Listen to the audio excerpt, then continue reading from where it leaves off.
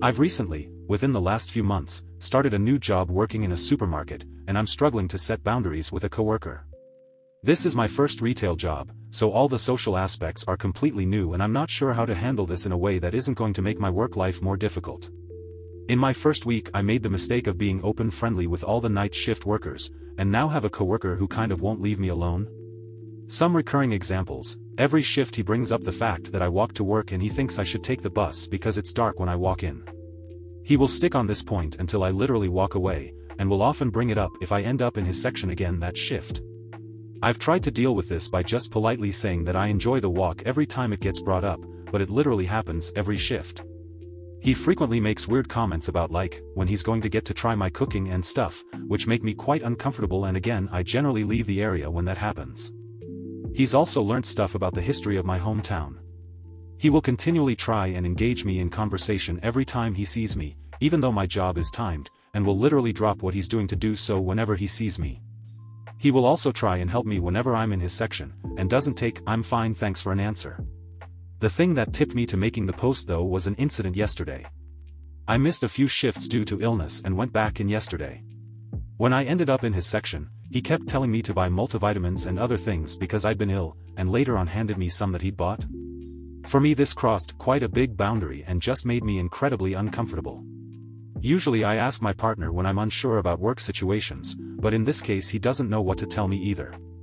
Up to now, I've dealt with it by wearing headphones around the store when the night shift is in. He just keeps talking at me, taps me until I remove them, saying, "Sorry, I'm behind," and walking away. He follows me, not engaging and shutting down the conversation attempts. It doesn't seem to faze him at all, not making eye contact and just pretending I haven't seen him. See headphones.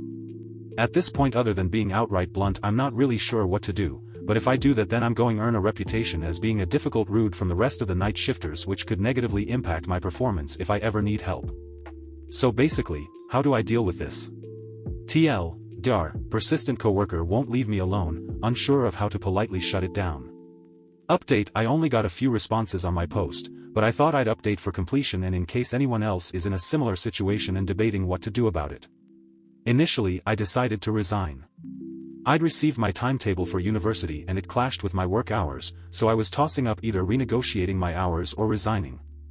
This job has been quite helpful for me over lockdown, stopping me from going mad staying at home all the time and providing a bit of financial stability after my partner got made redundant. However, the coworker's actions were making me dread the first half of my shifts and giving me some anxiety about going into work, so I made the decision to hand in my notice.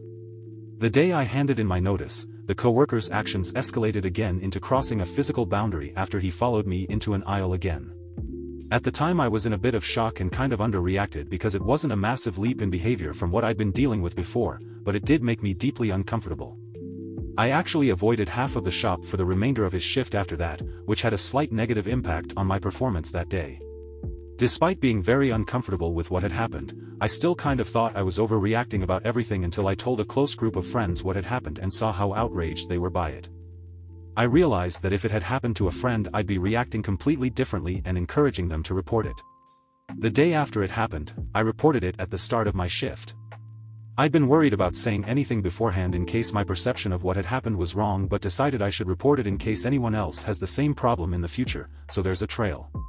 At this point I was expecting to only have a couple of shifts left, so I didn't expect anything to happen about it whilst I still worked for the company. Management's response was honestly better than anything I could have expected. They took it very seriously, were really nice to me about it and reaffirmed that I wasn't overreacting, which did actually make me cry a bit. My union rep was very supportive as well, and helped me through all of the meetings I then did to officially report what had been happening. She also knew exactly who I was talking about from the description of events, as he apparently has a history of similar behavior, but no one had reported it until now, as far as I'm aware. She mentioned that she knew I was quite quiet and that was probably one of the reasons he targeted me, which I agree with. It did take me several months to stop doubting myself and speak up. I mentioned to my union rep that this coworker was why I resigned instead of renegotiating my hours, and she encouraged me to talk to my manager about it. Long story short, I get to keep the job with hours that fit around my uni work, and whilst the matter is investigated, the events mentioned at the beginning of this post were caught on CCTV, and I was able to give an exact location and a rough time frame. My start time has been pushed back to prevent our shifts from overlapping, which is a big relief. One of the managers told me that you should always speak to someone if you're feeling uncomfortable in the workplace, because if it's not serious they can tell you that and help you work through it, and if it is serious they can do something about it. I do regret not speaking up sooner and doubting the validity of my feelings for such a long time, but if anything like this happens to me again, either here or in future employment, I'll feel much happier reporting it before it escalates to this point. So basically, you were all right.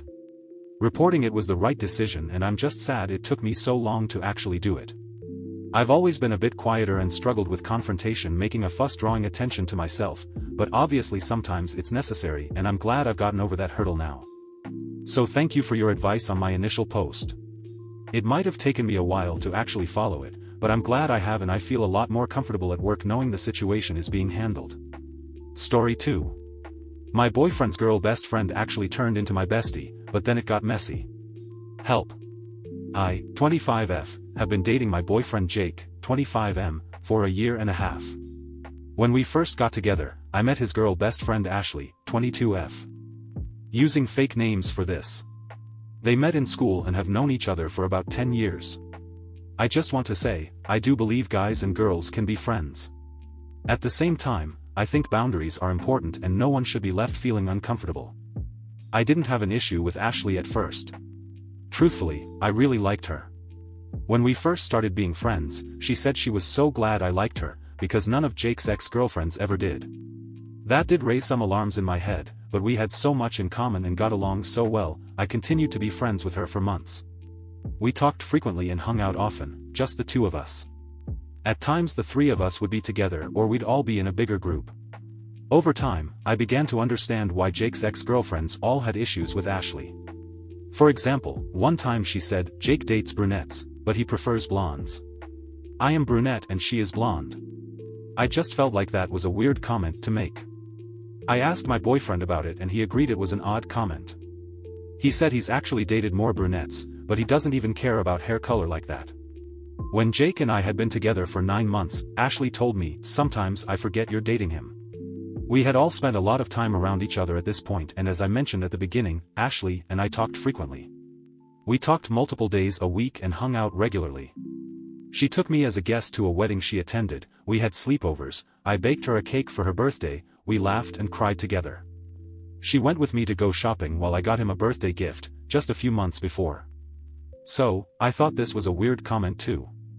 She also would send him TikToks regularly that say stuff like, when you and your girl best friend are matching for Halloween so all the girls are scared off, and a video of a guy and girl dancing, saying, can we have a dance like this at my wedding when I get married?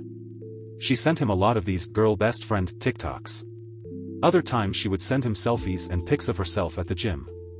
Again, these things felt weird to me. One time, the three of us were at my place with some other friends getting ready to go out. There were 2 guys, one being Jake, and the rest girls, 7 including me. When it's just the girls, we change in front of each other, no problem. But, Ashley was wearing this tight dress and she pulled it all the way up over her stomach to adjust her tights, when Jake and I were standing 3 feet away from her. As Ashley did this, she was standing in my bedroom doorway, with the door wide open, while we were right there. I don't understand why she didn't just close my door, or go to the corner of the bedroom where she wasn't in plain sight. I understand needing to adjust your tights, but I feel like it was weird for her to pull her dress up like that with Jake and I right there. Later that night, I had a talk with Jake about how Ashley says and does these things that make me feel uncomfortable. At first he got a little defensive, saying they've been friends for years and, it's just Ashley. But I pointed out how he would probably feel uncomfortable, and it would be inappropriate, for me to lift my dress up like that around his brother, or his friends.